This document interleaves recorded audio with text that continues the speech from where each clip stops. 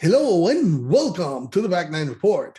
My name is Carlos Torres and I get along with Fred Alvader to bring you the latest news, insights, analysis, interviews, recaps, previews. Hey, we cover anything and everything golf. In other words, if it happened golf, Fred and I have it for you. Fred, hi, how are you today? Hey, Carlos, I'm fantastic. Hey, USGA is in the news. They came out with some new announcement this week. What's going on? Don't forget about the RNA too. Frank, we can get in trouble there with the RNA if we The don't keepers mention of the golf USGA. rules. Yes. Yeah, they are the two governing bodies. So, you might remember they proposed some changes to the golf rules of amateur status, and they made it public in February of this year.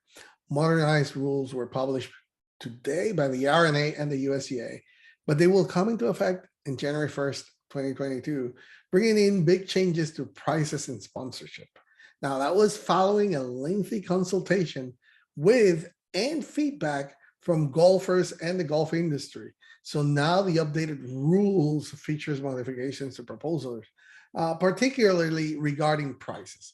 The changes are primarily aimed at modernizing the guidelines for highly competitive amateurs who, under the previous rules, were subject to a series of restrictions. Many of them felt like, unfairly hindered my ability to advance in my golf careers.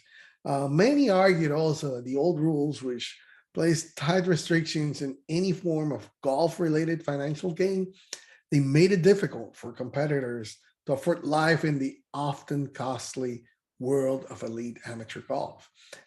Others pointed to portions of the rule book that covered the use of golf skill in reputation for personal benefit, which they argued was overly confusing to understand and nearly impossible to enforce in the age of social media. So the changes follow the modernization of the rules of golf and happened back in 2019. So Fred, some pointers here, some headlines to follow. The new rules identify that only, and I'm going to mention here, the following acts will result in a golfer losing their amateur status. So it's very reduced right now. Number one, accepting a prize with a value exceeding the price limit of $700 or $1,000, or accepting prize money in a handicap competition.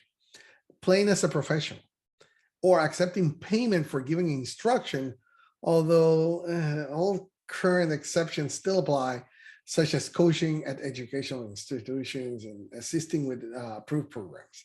Also, accepting employment as a golf club professional or membership of an association of professional golfers.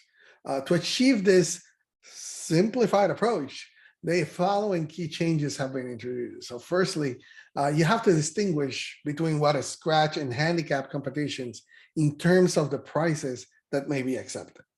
Now, the price rule applies only to tee to hole competitions played on a golf course or simulator, but no longer apply to long drive, putting, and skills competitions that are not played as part of a tee to hole competition. And finally, eliminating all advertising expense-related sponsorship restrictions. So perhaps the most welcome shift for the elite amateurs are also this so-called NIL, which is the name, image, and likeness rules that have been lifted, allowing competitors to sign with sponsors without forfeiting their amateur status. Fred, this change follows a similar modification that the NCAA made over the summer, which opened channels to individual sponsorship dollars for college golfers. So what's your take on this change that they finally made? Yeah, we've been documenting the NCAA rules and the Supreme Court ruling that really forced all this stuff to happen. And the USGA and the RNA really needed to review and update their amateur status rules because they were outdated and really needed to be gone over. The prize money, $1,000 or 700 pounds max, that's fine. That doesn't really mean much. And the other rules kind of remain the same. If you're a teacher or you accept money for lessons and those kind of things, you're a professional, you're not an amateur. I get all that kind of stuff. That's all pretty clear now. The biggest thing for me, Carlos, is the fact that amateur golfers can now accept sponsorship. So, like a shoe sponsor, an apparel sponsor, an equipment sponsor, they can take money for that stuff.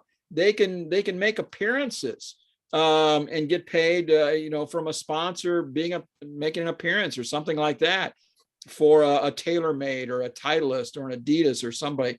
So these top amateurs are going to be able to make some money on the side or have sponsored money that they'll cover their expenses. And there's no limit. I mean, well, I shouldn't say there's no limit, but also amateur golfers can accept expense money for travel, for food, all the things that are incurred when an amateur golfer goes to play in a tournament someplace. So to me, this is really the big thing, because there are top amateur golfers out there that some companies, a TaylorMade, a Titleist, whatever, are going to want to sponsor and give them a monetary reward for using their equipment, wearing their shoes, shirts, whatever. So that's a really big deal, Carlos. And on the whole, though, I applaud USGA and the R&A for getting this done and getting it up. Yeah, I think it was just a sign of the times. They have to, and I think this is just going to be across all sports. The status of an amateur is changing. So basically, they're following what you were saying about that Supreme Court move, and basically the NIL, that name, image, and likeness that we have started to see on the college football. There are quarterbacks and players that are earning tons of money right now because of that NIL, the name, image, and likeness. And that, like you're saying, is going to also help this elite amateurs, really, which are the ones that are going to be benefited. Not everybody is going to get the same amount of sponsorship, advertising expenses, and sponsorship here. So, but at least it'll help them pay for what we all know is a grueling and sometimes very costly and expensive journey through amateurship. So, hey, good for them. It's part of the sign of the times, and definitely something that we're going to be looking forward to see how it would change. Would it actually bring more competition? Will we see those elite amateurs be able to actually be better because they are now going to be able to go to some other places they wouldn't go before?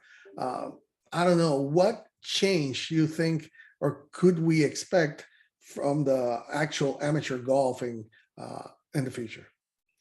Well, we've seen, we've had Alan Fidel on the show talking about the Amateur Golf Alliance, which was founded to be able to help sponsor and fund and pay for elite amateur golfers who couldn't afford to play in big time amateur events. They couldn't afford to travel. Their parent situations wouldn't allow them or whatever. And, those things have been going on for a long time. But I see amateur golf. I really see this benefiting amateur golf. And I see amateur golf coming back in a big way, Carlos. Another thing that we haven't talked about in this thing is that professionals who want to regain, to fall back to amateur status, it becomes, usually it's a 5-year process, a wait. Now they can do it up to like 6 months or something like that. They can bounce back and become an amateur again. I really think this will help the amateur game. And I think, we're seeing, we've been talking about amateurism and amateur tournaments for the last few years. We've been trying to make sure we cover those things. And I see amateur golf becoming a much bigger deal going forward. And this is going to help, Carlos. It definitely will. And I look forward to seeing which are going to be these changes, and definitely we'll be documenting them as usual here. So, hey, thank you for joining us one more time. Remember to join us, okay? Subscribe to our channel so you can keep up to date with all this news, latest news in golfing news and information that we always bring to you. Remember, we foresee things, we bring them before anybody else. So thank you for joining us.